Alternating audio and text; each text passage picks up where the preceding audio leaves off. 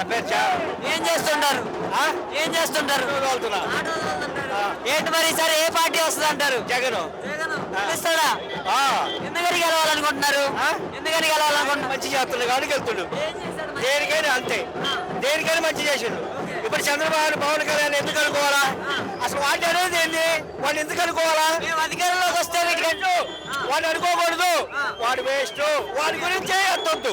జగన్ గురించి మాట్లాడు. మేము ఈసారి అధికారంలోకి వస్తే వీటికంటే ఎక్కువ పథకాలు ఇస్తాం. తెస్తాడు. వాడి అమ్మని తెగించుకోమను. వాడి అమ్మని తెగించుకోవాల్సిందే వాడు.